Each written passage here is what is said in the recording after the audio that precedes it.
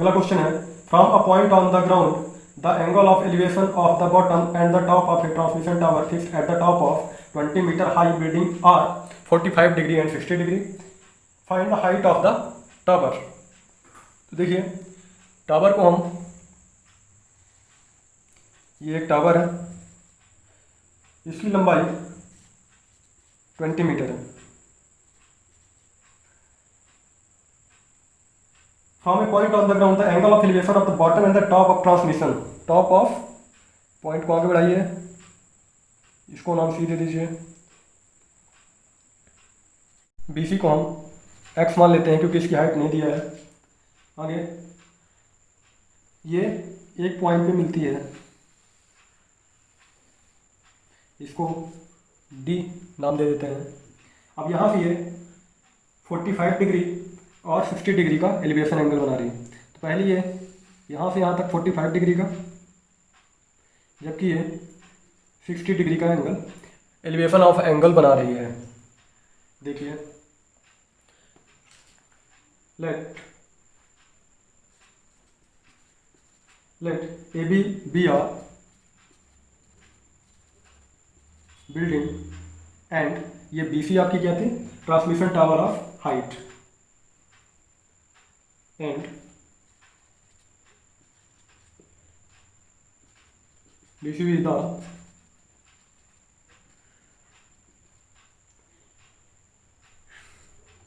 Transmission tower of height. Height कितनी थी इसकी, x मीटर, और D इसका पॉइंट था, and D is the point on the ground, D is the point on the ground. अब यहाँ हमको दो ट्रायंगल दिख रहे हैं यहाँ पास, एक दिख रहा है ADC और दूसरा ADB, ADC एंड ADB। यहाँ BDA आपकी 45 डिग्री है और ADC आपकी 60 डिग्री है। Angle BDA equal to 45 degree and angle ADC equal to 60 degree. देखिए नाउ इन ट्रायंगल, अभी हमको दोनों ट्रायंगल में देखना पड़ेगा। इन ट्रायंगल ADC में आपका tan 60 डिग्री है। कितने डिग्री है, क्योंकि इसका रिलेशन बनाएंगे AC का और AD का, AC अपॉन AD, ये आप परपेंडिकुलर अपॉन बेस, ये tan थीटा का फार्मूला होता है। तो tan 60 degree equal to AC upon AD। अब AC A से लेके B तक की वैल्यू जो है आपकी 20 मीटर है और BC की वैल्यू है x मीटर। देन दोनों को ऐड कर देंगे हम, AC equal to AB plus BC upon AD।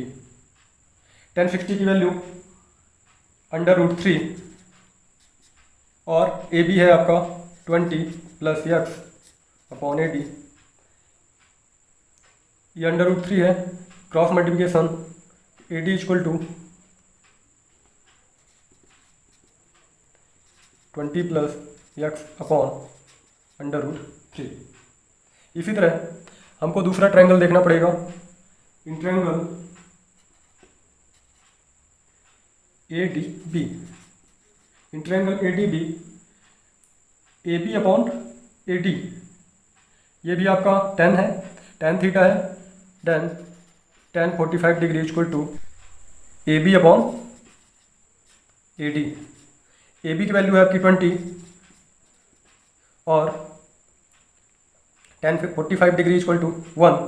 Then AD equal to 1, AD equal to 20।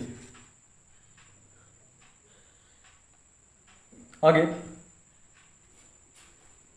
यहाँ देखिए AD equal to 20 plus x upon √3 है, इधर भी आपकी AD इक्वल टू 20 है, इसको हम इक्वेशन फर्स्ट और इक्वेशन सेकंड मान लेते हैं।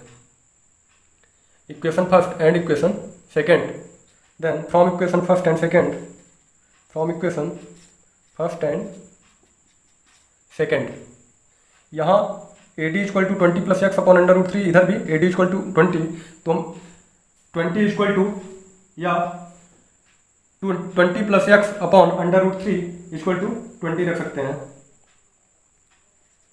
20 plus x upon under root 3 equal to 20। आगे ये under root 3 into 20 equal to 20 plus x equal 20 under root 3। आगे सॉल्व करिए तो x इक्वल टू ये 20 इधर प्लस है उधर जाएगा, माइनस होगा, माइनस 20, कॉमन ले लीजिए, 20 कॉमन ले लिया, अंदर बचा अंडर रूट 3 माइनस 1। यहाँ अंडर रूट 3 है, अंडर रूट 3 की वैल्यू होती है आपकी 1.732, इसमें -1 माइनस करेंगे तो 20 इंटू 0.732 मल्टीप्लाई कर दीजिए। मल्टीप्लाई करने पे 2 का मल्टीप्लाई 732 से कर दीजिए, और मल्टीप्लाई करेंगे तो 2 2 जा 4, 3 6 2 1 जा 14, पीछे से वैल्यू एक ये 0 है तो 14.64 मीटर। आपका आंसर आएगा 14.64 मीटर। ये आपकी हाइट ऑफ द टावर होगी। 8th question is a statue 1.6 meter tall stand on the top of pedestal from a point on the ground. The angle of elevation of the top of the statue is 60 degree, and from the same point the angle of elevation of the bottom of the pedestal is 45 degree. Find the height of the pedestal. pedestal मतलब एक स्तंभ होता है जिस पर एक जो statue है टिका हुआ है। तो पेडिस्टल की हमें हाइट निकालनी है। देखिए फिगर देखते हैं, ए बी एक पेडिस्टल है, ए बी को पेडिस्टल मान लिया जिसकी हाइट h मीटर है। उसके ऊपर एक स्टेचू है, उसके ऊपर ये स्टेचू है आपका जो कि 1.6 मीटर का है। 1.6 BC एक स्टेचू है जो कि 1.6 मीटर का है।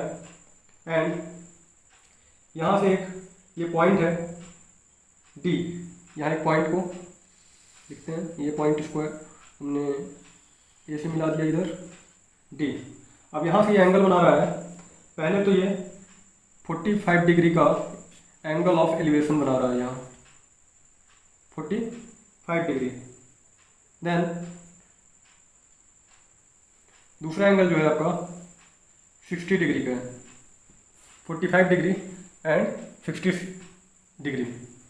देखिए लेफ्ट ए बी भी था, ए बी को हमने क्या माना था, पेडिस्टल माना था।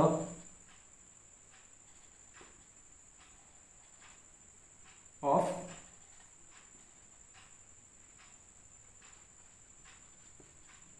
हाइट h मीटर, हाइट हमने उसकी h मीटर मानी थी। एंड आपका BC जो था, and BC is statue of, इसकी हाइट थी आपकी 1.6 मीटर। यहाँ दो एंगल बन रहे थे आपके, एक एंगल D यहाँ पॉइंट था, DB D any point on the ground।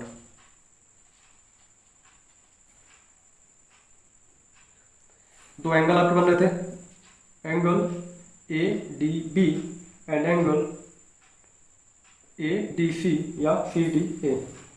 दो एंगल थे आपके, ADB equal to 45 degree and angle ADC equal to 60 degree.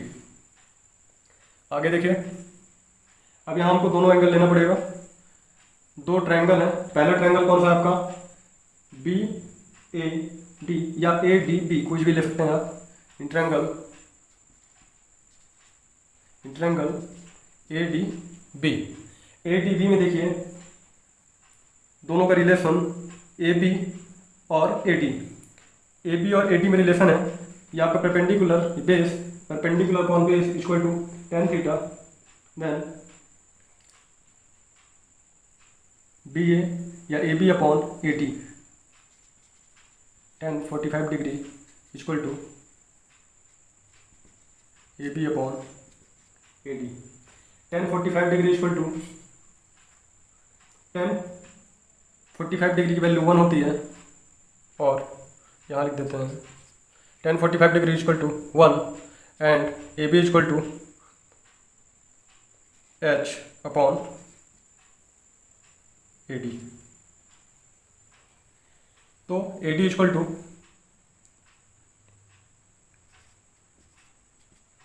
Cross multiplication H ही आएगा, A D equal to H. इसको आप फर्स्ट इक्वेशन लिख सकते हैं, इक्वेशन फर्स्ट। सेकंड है आपका in triangle A D C, in triangle A D C, triangle A D C में A B plus B C, इन दोनों को करेंगे ऐड करेंगे तो ए सी की आपकी हाइट आएगी, टोटल हाइट आएगी। तो A C upon A D same tan theta equal to tan theta की वैल्यू आपकी 60 degree, A C upon A D. A C के लिए A B plus B C, A C A B plus B C upon A D. tan 60 की value आपकी होती है 1 upon under root 3। tan 60 की value under root 3 A B plus B C 1.6 plus H upon A D. अब यहाँ A D है, ये A D, यहाँ देखिए इक्वेशन फर्स्ट में A D equal to H, तो यहाँ हम ए डी की वैल्यू एच रख सकते हैं। From equation first A D equal to under root 3 1.6 plus H, A D की value H. From equation first multiply कर दीजिए आप एच का अंडर रूट 3 से, H under root 3 1.6 plus H under root 3 equal to 1.6 plus H को इधर लाइए, तो H under root 3 minus H equal to 1.6। आगे है एच कॉमन ले लीजिए, under root 3 minus 1 equal to 1.6। ये इधर डिवाइड है, मल्टीप्लाई है, इधर जाएगा डिवाइड हो जाएगा, तो H equal to 1.6 upon under root 3 minus 1। अब यहाँ हमको रेफलाइज करना पड़ेगा। इसको रेफलाइज करने के लिए अंडर रूट 3 माइनस 1 का जब रेफलाइज करते हैं तो इसकी वैल्यू जो होती है चेंज हो जाती है, ये साइन इसका माइनस की जगह प्लस हो जाएगा। तो रेफलाइज करेंगे H equal to 1.6 upon under root 3 minus 1। Numerator और डिनोमिनेटर में आपको अंडर रूट 3 प्लस 1 का मल्टीप्लाई करना है, under root 3 plus 1, under root 3 plus 1 multiply करेंगे तो 1.6 अंडर रूट 3 प्लस 1, ये value under root 3 into under root 3, यहाँ ये A minus B, A plus B, A minus B, A plus B equal to A square minus B square. तो under root 3 का square 3, 1 का square 1, then H equal to